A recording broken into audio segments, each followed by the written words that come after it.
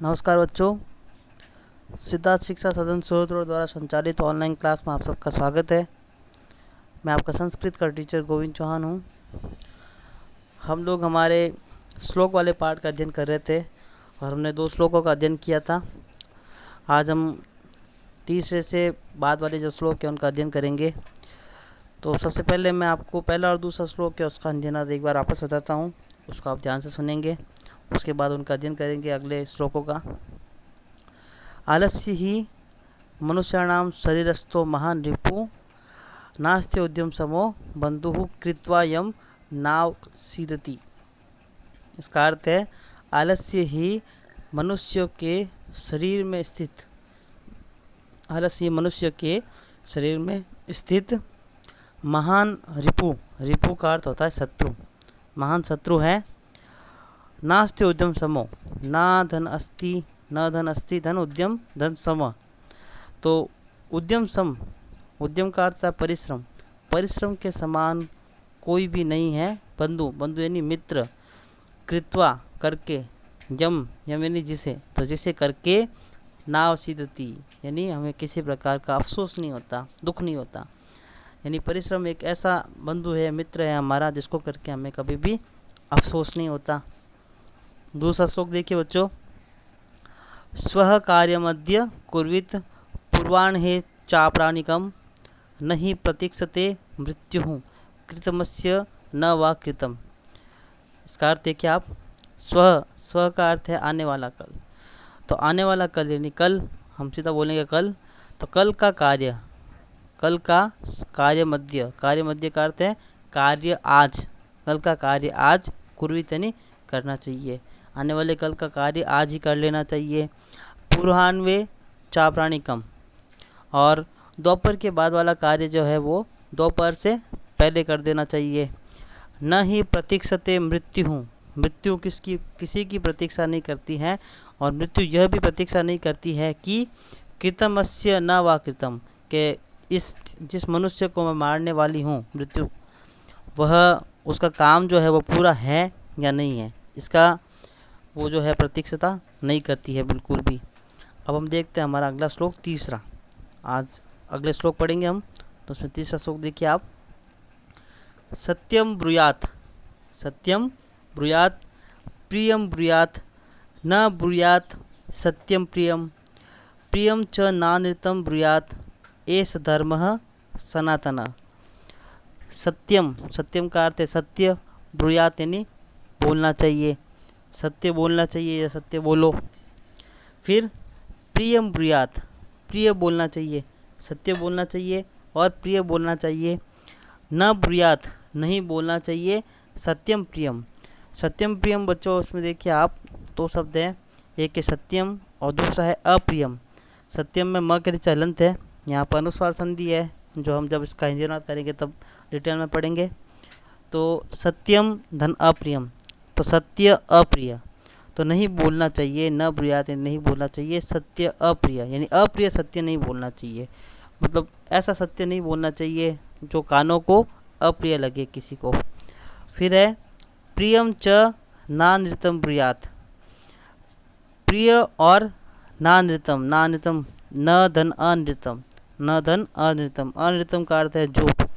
तो प्रिय झूठ भी नहीं बोलना चाहिए, ऐसा झूठ भी नहीं बोलना चाहिए जो कानों को प्रिय लगे।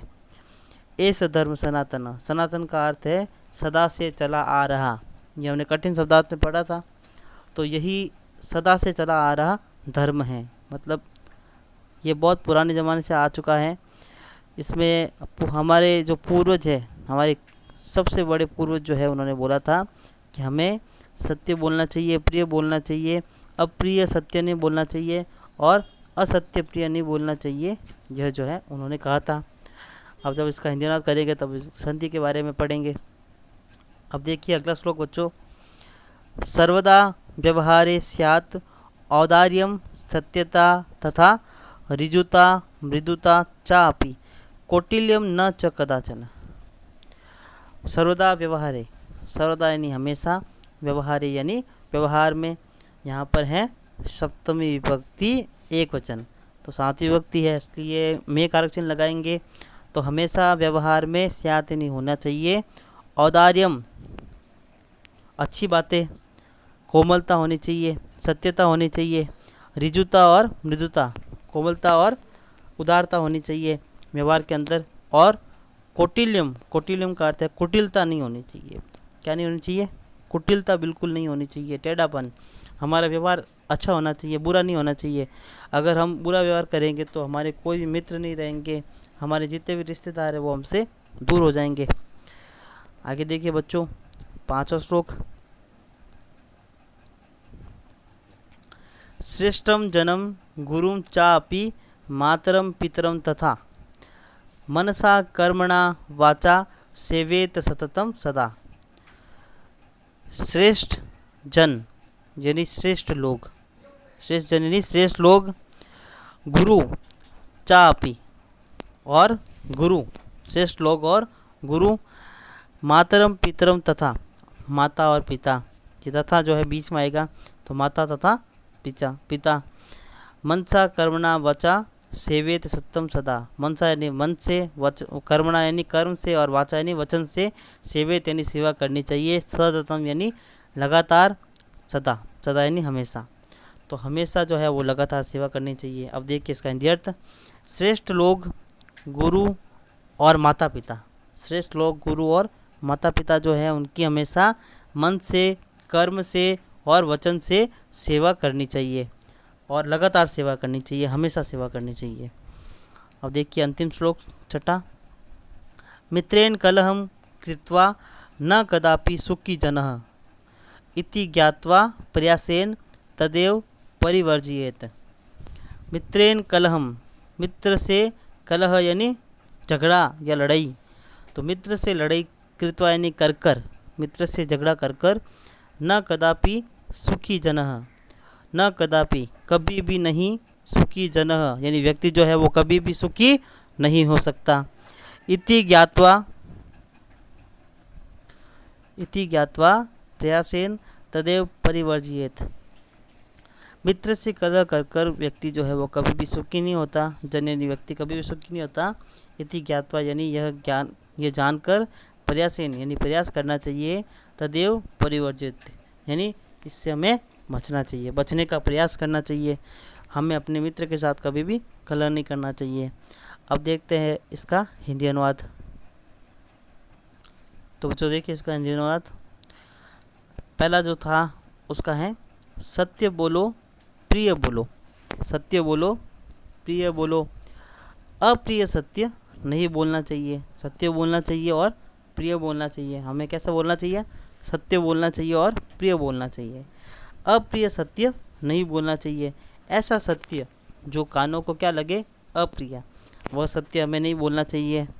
फिर प्रिय असत्य नहीं बोलना चाहिए, ऐसा असत्य, एक ऐसा झूठ जो कानों को प्रिय लगे लेकिन जब बाद में पता चलेगा कि वो झूठ था तो फिर उसे सामने वाले को बहुत ही दुख होगा। इसलिए ऐसा जो है असत्य हमको नहीं बोलना चाहिए। आगे देखिए बच्चों, यही सदा से चला आ रहा धर्म है, यानी हमारे पूर्वजों ने भी यही बात बोली थी हमको, और वो वही हमें यही सिखाना चाहते हैं कि हमेशा सत्य बोलना चाहिए, प्रिय बोलना चाहिए, अप्रिय सत्य नहीं बोलना चाहिए तथा प्रिय असत्य भी नहीं बोलना चाहिए। ये सदा से चला आ रहा धर्म है। अब देखिए बच्चों इसकी संधि। संधि एक शब्द है सत्यम प्रियम, शब्द है सत्यम प्रियम। तो ये शब्द था सत्यम, इसमें म के नीचे हलंत लगा रखा है, और आगे है अप्रियम, अप्रियम यानी अप्रिय, इसमें अनुस्वार संधि है। बच्चों मैंने आपको बताया था जब म के नीचे हलंत लगा हुआ हो और उसके बाद कोई स्वर आता है तो वो स्वर उस म में मिल जाएगा, इसलिए म यहाँ पर पूरा हो गया था, इसलिए लिखा गया था सत्यम प्रियम। तो यहाँ पर इसको अलग करेंगे तो म के नीचे वापस हम लगाएंगे हलंत और अप्रियम शब्द लिखा जाएगा, तो इसका अर्थ हो गया अप्रिय सत्य। संधि कौन सी है? अनुस्वार व्यंजन संधि।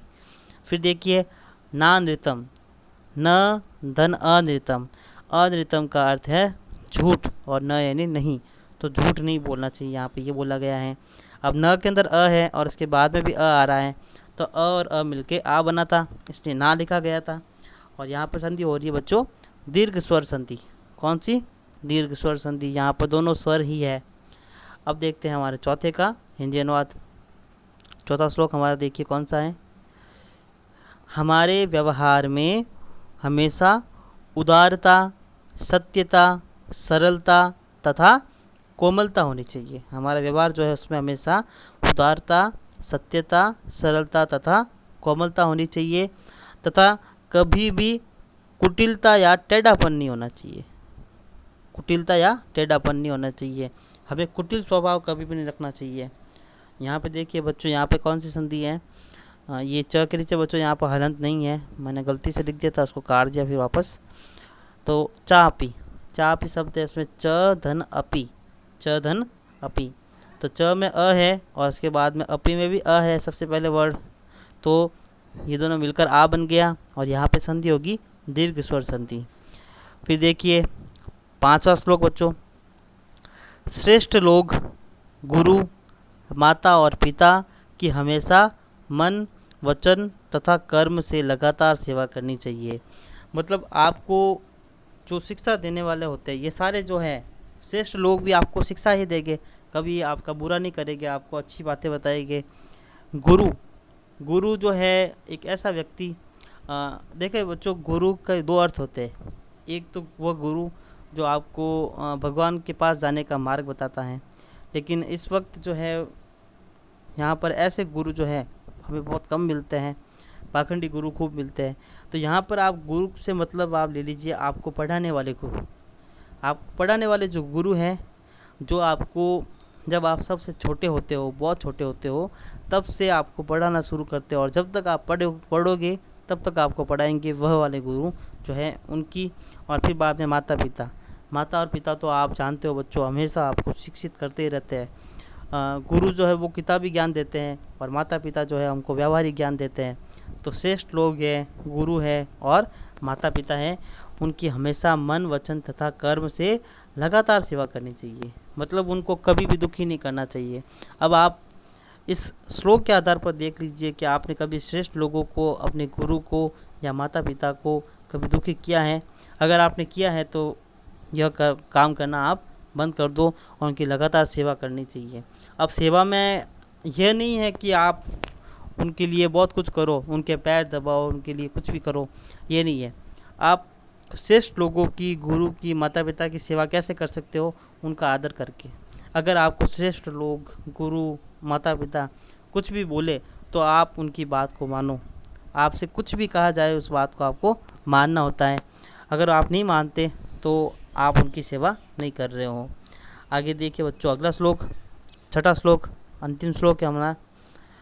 देखिए, मित्र के साथ झगड़ा करके व्यक्ति कभी भी सुखी नहीं होता। मित्र के साथ अगर आपने झगड़ा किया तो जो व्यक्ति है वो कभी भी सुखी नहीं होता। यह जानकर हमें प्रयास करना चाहिए कि हम इससे बचें, अर्थात मित्र के साथ झगड़ा करने से हमें बचना चाहिए। अब देखिए बच्चों यहाँ पर कौन कौन सी संधि है। पहला शब्द है कदापि।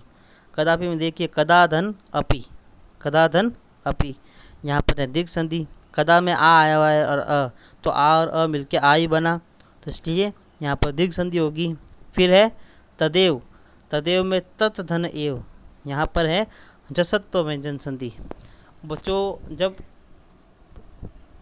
व्यंजन जो होता है, व्यंजन में किसी वर्ग का प्रथम वर्ण आता है व्यंजन संधि के अंदर, यहाँ पे देखिए व्यंजन ही आ रहा है तो किसी वर्ग का प्रथम अक्षर है, उसके बाद कोई स्वर और व्यंजन आता है तो वहाँ पर त जो है, सॉरी ये जो प्रथम वर्ण होगा वो तृतीय वर्ण में बदल जाता है, इसलिए त जो है वो तीसरे वर्ण में त थ द में बदल गया, तो यहाँ पर जसत्व संधि होगी। अब देखिए दो प्रत्यय भी है, कृत्वा और ज्ञात्वा, दोनों में एक ही प्रत्यय है कत्वा, तो क्रीधन कत्वा तो कृत्वा, इसका अर्थ होगा करके। फिर ज्ञाधन कत्वा, ज्ञात्वा, जिसका अर्थ है जानकर। तो बच्चों आपके 6 श्लोक थे वो कंप्लीट हुए, उनके हिंदी अनुवाद हमने यहाँ पर लिखे हुए हैं। आप लोग जो है श्लोक लिखोगे पहले, उसके बाद पूरा श्लोक लिखोगे आप, उसके बाद इसका हिंदी अनुवाद लिखोगे और संधि और प्रत्यय जो भी मैंने आपको लिखवाए हैं वह भी करोगे और होमवर्क के रूप में शाम को 4 से 5 बजे के बीच में मुझे भेजोगे। धन्यवाद।